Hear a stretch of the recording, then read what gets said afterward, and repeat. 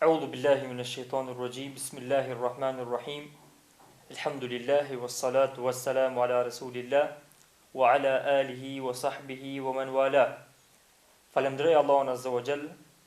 Përshëndetje qofshin mbi pejgamberin sallallahu alaihi wasallam, njeriu më të mirë që ka dalur mbi sipërfaqen e kësaj bote, mbi shokët e tij më të sinqert,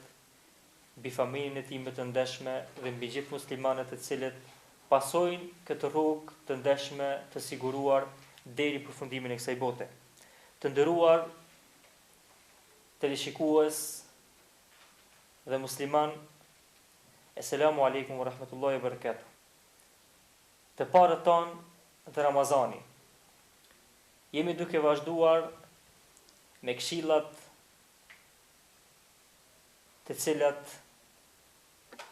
na vijnë nga kjo gjenerate e artë dhe për të cilave shpresojmë se do të kemi dobi ne së pari, pastaj këtë dobi dhe këtë të mirë t'ua tregojmë edhe të tjerëve. Siç kemi thënë edhe më herët, ata në këtë muaj ishin shembulltyr për çdo punë të mirë. Ishin një shembulltyr e cila ndriçonte çdo herë kur ata përkujtoheshin nga të tjerët. Andaj do të shpresojmë që kjo shembulltyr do të ndriçon edhe për ne, pasi që jemi duke i kujtuar tregimet, veprat e tyre të mëdha, dhe që pas këtij kujtimi të kemi dobi ne dhe të mundohemi të praktikojmë atë që jemi duke e mësuar nga ata. Të parët tanë dhe Ramazani, në këtë rast dhe në këtë ligjerat dhe në këtë këshill, do të mundohemi të cekim diç nga kujdesi I tyre që kishin për ushqimin apo bujarin në këtë muaj të shenjtë. Shokët e pejgamberit sallallahu alaihi wasallam, kur përshkruanin bujarin e pejgamberit sallallahu alaihi wasallam, ata thonin ai ishte shumë bujar në muaj tjerë, mirë po kur vinte muaji I Ramazanit, ishte aq shumë bujar sa që sikur një erë e shpejt. Pra, ishte aq shumë I shpejt në dhënien dhe ndihmesen e të tjerëve, sa që kjo gjë krahasohej tek shokët e tij sikur një erë e shpejt. Pejgamberi sallallahu alaihi wasallam në këtë muaj I jepte rëndësi të veçantë pra bujarisë dhe dhënies së lëmoshës. Po ashtu edhe shokët e tij të ndershëm pas tij dhe gjeneratat e tjera pas tyre kishin një vëmendje të veçantë kësaj dhuntie dhe kësaj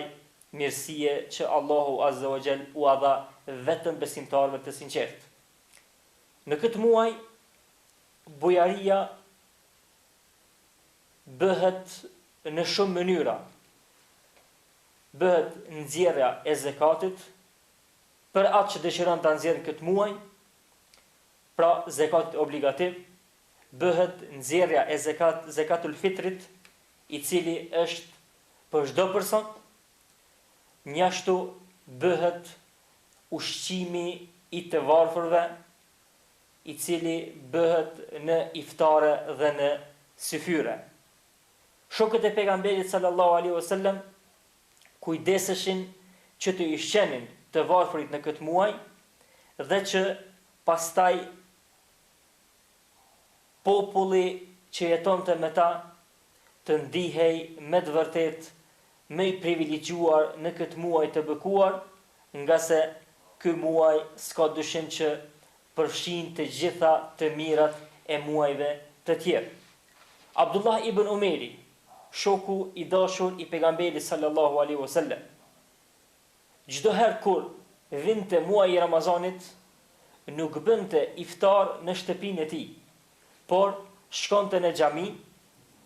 merrte me vete ushqim dhe bënte ushtar me të varfërit. Madje raste edhe më të çuditshme nga ai ishin atëherë kur ai nuk gjente asnjë të varfër që të bënte iftar me të, atëherë si respekt ndaj vendit të tyre që kishin në zemrën e tij, ai në atë iftar nuk hante me familjen e tij. Raste të tilla kemi edhe nga shokët tjerë të pejgamberit sallallahu alaihi wasallam, të cilët holumtonin para iftarit që të gjenin ndonjë nevojtar dhe ndonjë të varfër që të jepnin atij të hanë iftar ashtu siç hanin për vete. Madje nëse ndonjëri prej tyre, prej të varfërve, vinte në kohën e iftarit që të i pyeste ata diçka, ata thonin tash nuk është koha e pyetjes, tash do të hash me ne iftar, pastaj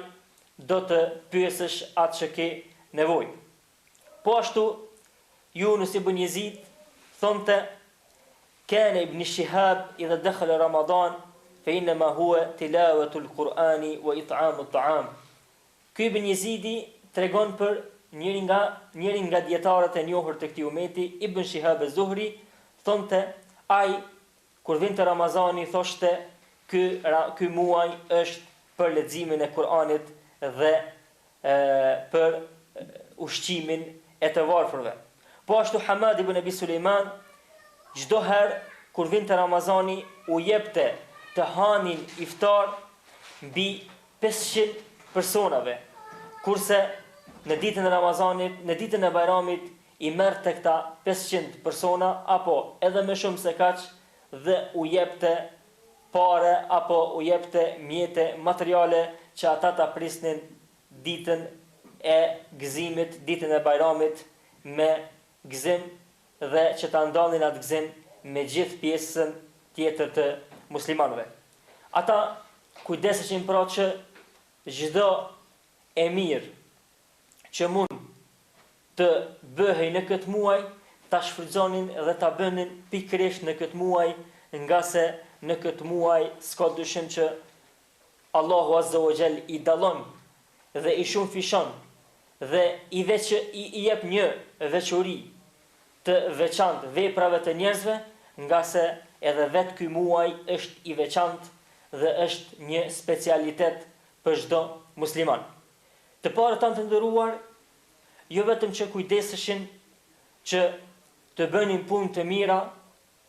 për të arritur gradat e larta në këtë muaj, por ata në të njëjtën kohë mundoheshin me çdo mund të tyre që të ruanin gjuhën e tyre nga çdo gjë e keqe që ka mundësi të cenoj të mirën dhe shpërblimin e këtij muaji. Ata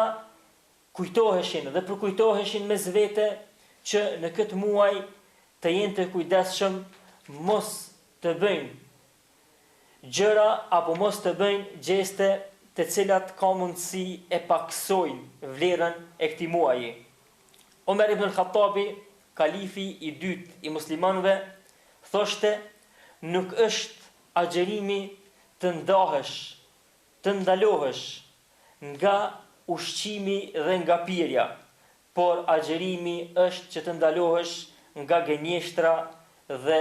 nga betimi i rrejshëm dhe nga çdo gjë tjetër e cila është në kundërshtim me rregullat e Allahut Azza wa Jall. Kurse Aliu radiallahu anhu e thonte të njëjtën fjalë ashtu siç thonte Omeri radiallahu anhu dhe përkujtonte veten se një njeri i cili dëshiron që të agjeroj të mos mendoj se ka arritur agjerimin dhe shpërblimin e agjerimit e tij vetëm me ndalimin e tij nga ushqimi dhe pirja, por ky ndalim duhet të bëhet njashtu edhe nga gjërat, nga fjalët, nga veprat të cilat janë në kundërshtim me agjerimin e tij dhe me rregullat dhe mësimet islame. Kurse Talq ibn Qaisi tha Abu Dharr radiallahu anhu, shoku i dashur i pejgamberit sallallahu alaihi wasallam, nëse agjeron, atëherë ruaj të gjitha pjesët e trupit tënd aq sa ke mundësi. Pra, nëse je duke agjeruar dhe ky agjerimi yti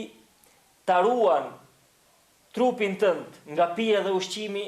mos harro se ke për obligim që përveç kësaj ruajtjes të kesh edhe ruajtjen tjetër, e ajo është çdo gjë e cila është e ndaluar për ty në këtë muaj dhe jashtë këtij muaji. Kurse ky Talki, ky personi i quajtur me emrin Talq ibn Qaisin, nëse agjuronte, thon shokët e tij, kur fillonte agjerimi, ai largohej nga njerëzit dhe nuk dilte jashtë shtëpisë vetëm se për namaz. Pra, përdorte një metodë preventuese, ndaluese për të bërë gjëra të këqija. E përdorte këtë metodë në mënyrë që mos të takohej me njerëz, nga se nëse takohej me ata, friksohej se do të bënte ndonjë gjë të ndaluar, do të fliste diçka që është në kundërshtim me rregullat e fesë, andaj e ruante veten nga këto të këqija duke u vendosur vetëm në shtëpi dhe duke dalë nga shtëpia vetëm në kohët e namazit. Xhabiri radhiyallahu anhu, shoku i pejgamberit sallallahu alaihi wasallam, thoshte, nëse agjeron, atëherë të agjeroj dëgjimi yt, të agjeroj shikimi yt, të agjeroj gjuha yte nga rrena, nga gënjeshtra, dhe njashtu të agjerojnë të gjithë pjesët e tua nga dëmtimi i të tjerëve. Dhe njashtu ke kujdes që të jesh njeri modest, të jesh i matur dhe ta bësh agjerimin tënd me lehtësi dhe mos ta bësh ditën që ti e ke prish agjerimin, domethënë ditën ku ka përfunduar agjerimi, të njëjtë me ditën sa ishe duke agjeruar. Pra, që dhe agjerimi dhe ditët e Ramazanit të jenë për ty ndryshe nga ditët e tjera. Jo vetëm për nga pirja dhe ushqimi, por edhe për nga të gjitha veprat tuaja që i ban, në mënyrë që me të vërtet të dallohet ky muaj i shenjtë me të gjitha adhurimet dhe të gjitha urdhat që Allahu Azza wa Jall kërkon nga besimtarët. Ndërsa Atau, njëri nga tabiinët e njohur, thoshte, kam dëgjuar Ebu Hurajrën radhiyallahu anhu duke thënë, nëse je duke agjeruar, atëherë mos fyej askënd, e nëse ndokush sillet vrasht me ty, apo të fyen diçka, atëherë ti do t'i thuash atij, un jam agjerueshëm. Un jam agjerueshëm dhe un ndalohem,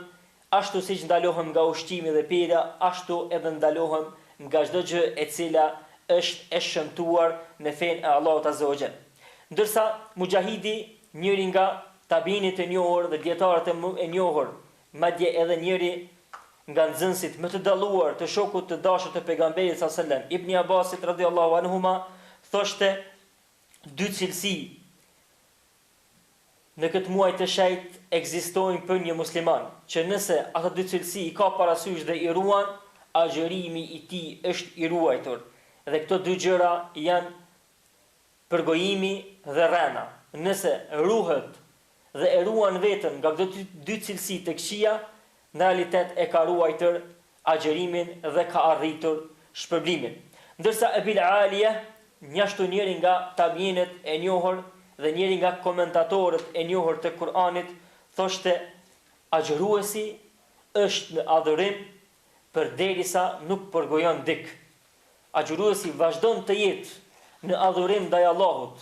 edhe nëse nuk është duke bërë namaz, edhe nëse nuk është duke lexuar Kur'an, por me gjendjen e tij duke agjeruar,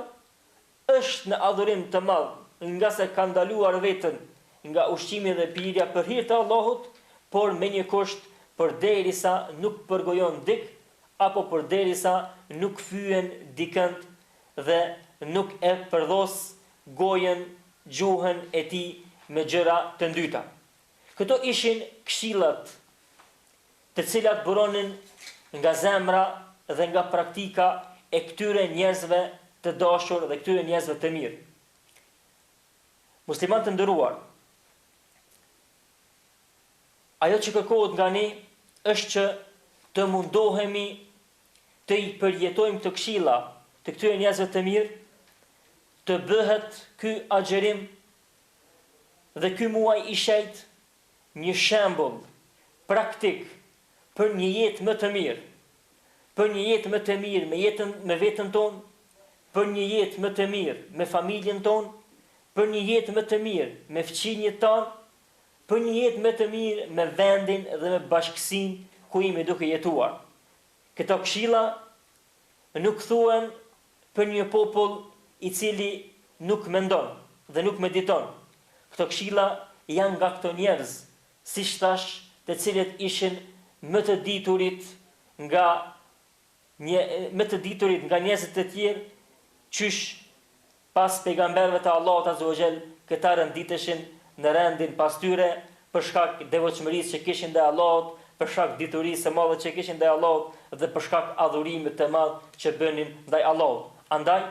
të kemi parasysh këto këshilla të tyre, të mundohemi të përngjasohemi me ta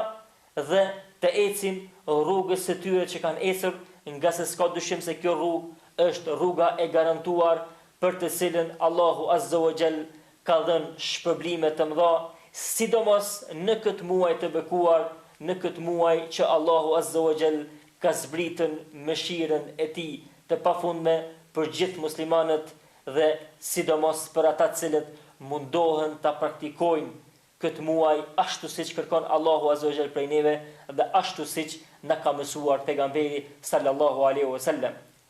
Lutë Allahun Azza wa Jall që të jemi të begatshëm kudo që jetojmë dhe që muajt e shenjtë, kohërat e shenjta, shanset që na vijnë nga Allahu Azza wa Jall për të bërë punë të mira, t'i shfrytëzojmë në mënyrën maksimale të tyre dhe të jemi të denjë në adhurim dhe në përkushtim ndaj Zotit ton, nga se s'ka dyshim se çdo e mirë dhe çdo dobi vjen nga Allahu Azza wa Jall dhe për çdo të mirë dhe çdo dobi ai meriton falënderim dhe përkushtim të veçantë. Aqulu qawli hadha astaghfirullah li wa lakum walhamdulillahi rabbil alamin. Wassalamu alaikum wa rahmatullahi wa barakatuh.